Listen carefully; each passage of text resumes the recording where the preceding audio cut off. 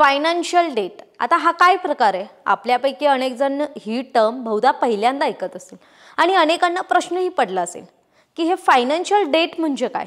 तर ते सांगणार आहे, त्यासाठी व्हिडिओ शेवटपर्यंत बघा.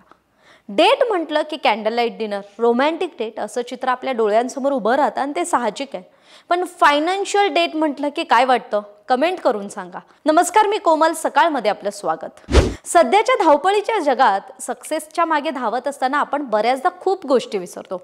म्हणजे नवी नाती संबंधी जोडत असताना सुद्धा किंवा जोडीदाराशी बोलतानाही त्याच्या आर्थिक स्थितीबद्दल अधिक खोलात जाऊन तुम्ही कधी माहिती घेतली आहे का? पण यावर चर्चा होणं गरजेचं आहे. कारण अमेरिकेतल्या ॲरिझोना विद्यापीठामध्ये एका सर्वेक्षणानुसार जे जोडीदार आपल्या आर्थिक बाबी एकत्र सांभाळतात ते दीर्घकाळ एकमेकांसोबत चांगलं आयुष्य व्यतीत करू शकतात असं निरीक्षण समोर आलंय. मग यावर्षी आपण सुद्धा आपल्या सुखी आणि समाधानी एकत्र आयुष्याच्या या प्रवासात फायनान्शियल डेटने सुरुवात केली तर नक्कीच हा प्रवास अधिक सुखकर होईल. त्यामुळे आता तुम्हाला पडलेला प्रश्न म्हणजे फायनान्शियल डेट म्हणजे काय? तर थोडक्यात फायनान्शियल डेट म्हणजे आपल्या जोडीदारासोबत आपल्या आर्थिक बाबींबद्दल खुलेपणानं चर्चा करणं. म्हणजे यामध्ये दोन्ही जोडीदार एकमेकांसोबत दोघांच्या एकत्रित आर्थिक बाबींविषयी चर्चा करतात. मग यात सध्याची आर्थिक स्थिती, भविष्यातली आपली ध्येय आणि ती गाठण्यासाठी आपण एकत्रपणे काय करू शकतो या संबंधीची चर्चा होते. तेव्हा यासाठी तयारी करणं सुद्धा आलंच.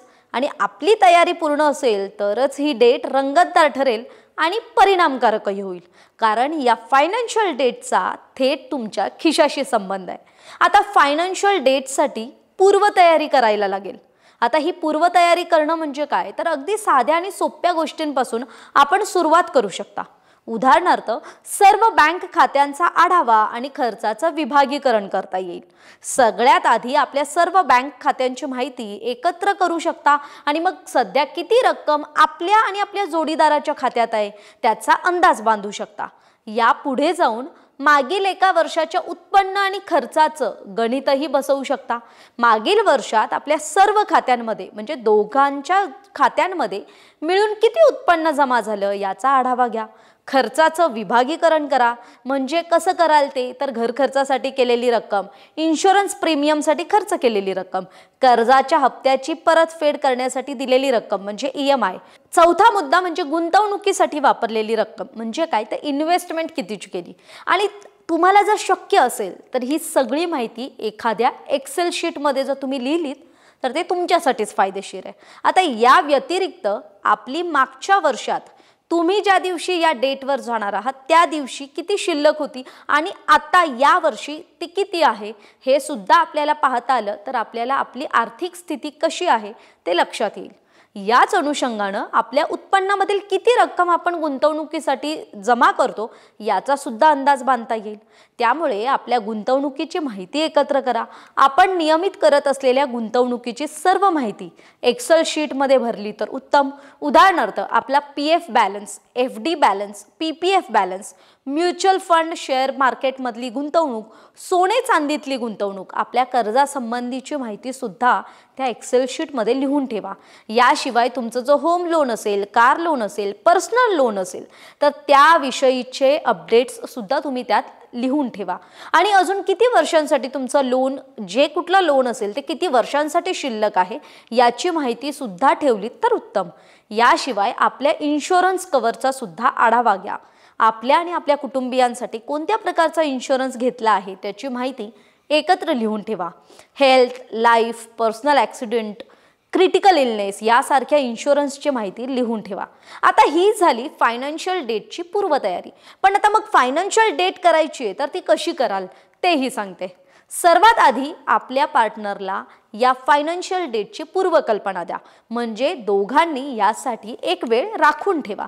आणि घरीच भेटण्यापेक्षा एखाद्या निवांत कॉफी शॉपमध्ये देखील आपण भेटू शकता. शक्यतो गर्दी नसलेली वेळ निवडा आणि ठिकाणही. आणि महत्त्वाचं म्हणजे आपला लॅपटॉप सोबत ठेवा. प्रत्यक्ष भेटीत शक्यतो भूतकाळातल्या चुका उगाळत बसण्यापेक्षा यापुढे आपली आर्थिक घडी कशी नीट बसवता येईल यावर अधिक चर्चा करा. आपण केलेल्या पूर्वतयारीनुसार आपण काही मुद्द्यांवर अधिक फोकस करू शकता.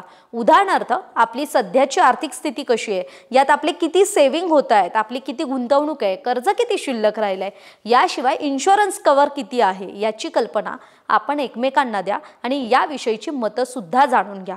आता दुसरा मुद्दा, आपली भविष्यातली आर्थिक उद्दिष्ट काय आहेत याबद्दल एकत्र चर्चा करा. म्हणजे नजीकच्या भविष्यात येणारे मोठे खर्च, त्यासाठीची तरतूद, तसेच आपली आर्थिक उद्दिष्ट गाठण्यासाठी आपण एकत्र काय प्रयत्न करू शकतो यावर सुद्धा आपण चर्चा करू शकता. उदाहरणार्थ, उत्पन्नाच्या 20% सेव्हिंग होत असेल तर त्यात कशा प्रकारे वाढ करून आपल्याला गुंतवणूक वाढवता येईल याविषयी सुद्धा चर्चा करता येईल आणि पर्यायांचा विचार करता येईल. तिसरी गोष्ट म्हणजे आपल्या आर्थिक प्रवासातले धोके ओळखा आणि त्यासाठी आपण कोणते इन्शुरन्स कव्हर घेणं गरजेचं आहे याचा सुद्धा आढावा घ्या. उदाहरणार्थ, साधारण 40 वर्षांनंतर आरोग्यासंदर्भात येणारे खर्च लक्षात घेऊन हेल्थ इन्शुरन्स कव्हर कसा वाढवता येईल आणि आपल्या जबाबदाऱ्या लक्षात घेऊन पुरेसा लाईफ इन्शुरन्स कव्हर घेतलंय का यावर सुद्धा चर्चा करा. चौथी गोष्ट म्हणजे आपली ही फायनान्शियल डेट अधिक रंगतदार करण्यासाठी आपण आपल्या जोडीदारासोबत पुढील 5 वर्षात 10 वर्षात स्वतःसाठी किंवा आपल्या कुटुंबासाठी काय नियोजन करताय हे देखील शेअर करा. त्यांना सुद्धा याबाबतचे अपडेट्स द्या. याशिवाय आपल्या करिअर बद्दलचं नियोजन, एखादं नवं स्किल शिकायचं असेल, कुटुंबासोबत इंटरनॅशनल ट्रिपला जायचं असेल तर त्याच्या नियोजनाची सुद्धा चर्चा तुम्ही या फायनान्शियल डेटमध्ये करू शकता. पाचवा मुद्दा म्हणजे आपल्या जोडीदाराची आवड जोपासून त्याच्या आवडीचे व्यवसाय किंवा काम कसं करता येईल याचा सुद्धा आपण विचार करू शकता. यातूनच भविष्यातला आर्थिक उद्दिष्ट साध्य करण्यास दोघांनाही मदत होईल. सहावा मुद्दा म्हणजे आपल्या बिल प्लॅन बद्दल सुद्धा आपण चर्चा करू शकता.